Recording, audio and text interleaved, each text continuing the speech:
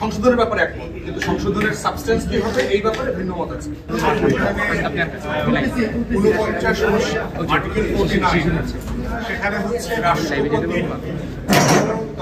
দণ্ডিত আসামিদেরকে ক্ষমা করে দেওয়ার যে অধিকার এখতিয়ার দেওয়া হয়েছে সেই বিষয়ে আমরা আমাদের এবি পার্টির পক্ষ থেকে প্রস্তাব করেছি যে ব্যক্তিগত অন্যায়, অবিচার এবং জুলুমের বিরুদ্ধে যে একজন আরেকজনের ফৌজদারি মামলা হচ্ছে, এই মামলাগুলোর শাস্তি মাফ করে দেওয়ার ক্ষমতা রাষ্ট্রপতির থাকা উচিত না।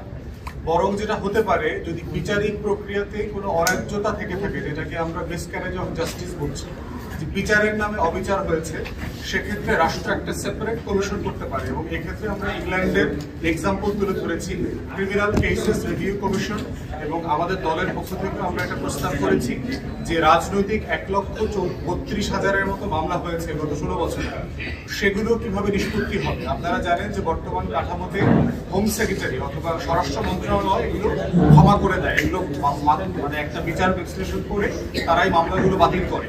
আমরা বোধ করছি যে একটা জুডিশিয়াল প্রসেসকে এক্সিকিউটিভকে দিয়ে ক্ষমা করার এক্সাম্পল বাতিল করতে হবে। এটা একটা ইন্ডিপেন্ডেন্ট বডি করে দেওয়া দরকার, যারা এই মামলাগুলোকে বিবেচনা করবে এবং ইংল্যান্ডের আদলে ক্রিমিনাল কেসেস রিভিউ কমিশন করে সমাধান করা দরকার। তাহলে রাষ্ট্রপতির ক্ষমার বিধানটার সমাধান কি হবে? রাষ্ট্রপতির ক্ষমার বিধানটা হচ্ছে একটা স্টেট ক্রাফটের ব্যাপার। এক রাষ্ট্রের সাথে আর এক রাষ্ট্রের সম্পর্ক, দ্বিপাক্ষিক সম্পর্ক, জাতীয় নিরাপত্তা, যুদ্ধবন্দী বিনিময়, এই ধরনের অনেকগুলো বিষয় ঘটে।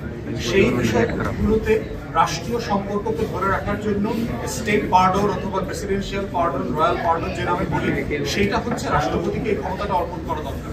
এবং সেক্ষেত্রে 49-কে অ্যামেন্ড করা দরকার। এবং আমরা প্রস্তাব করেছি যে কাঠামো কমিশন থেকে প্রস্তাব করা হয়েছে, তার বদলে 49-কে সংশোধন করে নতুন করে একটা বিধিমালা অথবা আইন তৈরি করা দরকার, যার মধ্য দিয়ে রাষ্ট্রের ক্ষমা করার এখতিয়ার এবং হচ্ছে ফৌজদারি মামলায় দণ্ডিত পক্ষদ্বয়ের ক্ষমা করার এখতিয়ারকে আলাদা করে ফেলতে হবে। দ্বিতীয়ত হচ্ছে হাউসের প্রস্তাব এসছে আজকে, সেটা হচ্ছে সুপ্রিম কোর্টের বিকেন্দ্রীকরণ।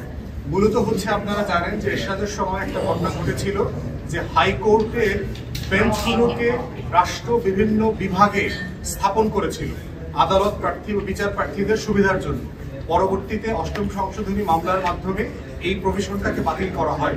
মূলত বাংলাদেশের তথাকথিত একটা সিনিয়র আইনজীবী সিন্ডিকেট আছে, যারা ঢাকার বাইরে বিচার প্রার্থীদের সুবিধাকে বিবেচনা করতে নারাজ, তারা সব সুবিধাকে ঢাকা কেন্দ্রিক করতে চাচ্ছে। তো আমরাও বলেছি যে শুধু আর্টিকেল 100-এর বদলে যেটা প্রস্তাব করা হচ্ছে প্রত্যেক বিভাগে করার যে প্রভিশন, এটার সাথে শুধু 100 অনুচ্ছেদ ছাড়া সংবিধানে 94 অনুচ্ছেদেও যেটা সুপ্রিম কোর্টের সংজ্ঞা দেয়া আছে, সেই সংজ্ঞাটাও বদলাতে হবে। তা না হলে হবে যে 100-র অধীনে যদি আমরা বিভিন্ন বিভাগে বেঞ্চ বসাই, সেটা 94 অনুচ্ছেদ দিয়ে চ্যালেঞ্জ করে আবার বাতিল করে দেওয়া হবে আগের মধ্যে। 94 অনুচ্ছেদে কি বলা আছে? 94 অনুচ্ছেদে বলা আছে সংবিধানে সুপ্রিম কোর্টের সংজ্ঞা দেয়া আছে।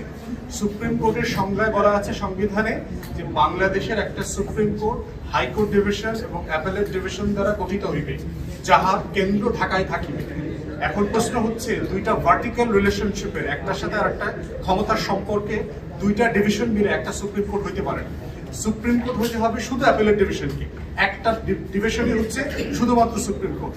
বাকি এই সংজ্ঞাটা পরিবর্তন করে হাইকোর্টকে শুধুমাত্র বিভাগে না, আমরা প্রস্তাব করেছি আরো অনেকগুলো বাস্তবতা মাথায় নিতে হবে।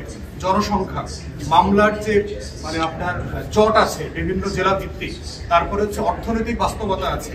বিভিন্ন জেলা দেখবেন গুরুত্বে বিভাগের থেকে গুরুত্বপূর্ণ। আপনি চিন্তা করে দেখেন, যমুনার ওই পারে বগুড়ার গুরুত্ব কিন্তু ইকোনমিক্যালি চিন্তা করলে রাজশাহী বিভাগের থেকে গুরুত্বপূর্ণ।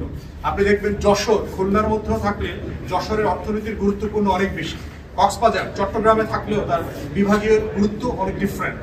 এই গুরুত্বপূর্ণ বিভাগ, অর্থনীতি, তারপরে মামলা জট এবং জনসংখ্যার ঘনত্ব সবকিছু মিলায়ে বিকেন্দ্রীকরণটা করতে হবে, যেন বিচার প্রার্থীর সর্বোচ্চ সুবিধা পায়। আইনজীবীদের দৌরত্ব এবং ঢাকা কেন্দ্রিক শহর এবং সেবাকে কেন্দ্রীভূত করবার যে রাষ্ট্র আমরা করেছি, সেই রাষ্ট্র থেকে বেরিয়ে এসে সত্যিকারের মুক্তিযুদ্ধের ঘোষণাপত্রের যে রাষ্ট্র, সাম্য, মানবিক মর্যাদা এবং সামাজিক সুবিচার এবং 24-এর গণ অভ্যুত্থানের বৈষম্যবিহীন রাষ্ট্র করবার জন্য একটা মানদণ্ড হচ্ছে বিচার বিভাগকে আমরা কিভাবে ফেলে সাজাই, কতটুকু আমরা গরিব দরিদ্র অভাবী মানুষের কাছে সেটা পৌঁছে দিতে পারি, এই প্রস্তাবনা হচ্ছে আমরা বিকেন্দ্রীকরণের আলোচনা করেছি। বিকেন্দ্রীকরণ সম্পর্কে আরো কিছু কাঠামো প্রস্তাবনা লাঞ্চের পরে আলোচিত হবে, সেটা বিকেলে আপনাদেরকে আমরা ব্রিফ করবো। সবাইকে ধন্যবাদ। প্রথম বিষয়টা হচ্ছে এই পর্যন্ত এগিয়েছে যে আমরা রাষ্ট্রপতির ক্ষমতার ব্যাপারে একটা আর্টিকেল সংবিধানে থাকবে। এখন সেই রাষ্ট্রপতির ক্ষমা করার মানে মাত্রাটা কতদূর হবে সেটা হচ্ছে সংবিধান এবং সংসদের কাছে আইন সাপেক্ষে রিভাইজ করবার জন্য প্রস্তাব করা হবে। এখন সেই মাত্রার ভিতরে কি আমরা যেটা প্রস্তাব করছি যে দুইটা আলাদা মাত্রা তৈরি করা দরকার না এক জায়গায় দিয়ে এটা করা হবে, সেটা হচ্ছে সংবিধান এবং পরবর্তী সংসদ এটা ডিল করবে। এতটুকু ব্যাপারে একমত হয়েছে, প্রস্তাবনা করা হয়েছে।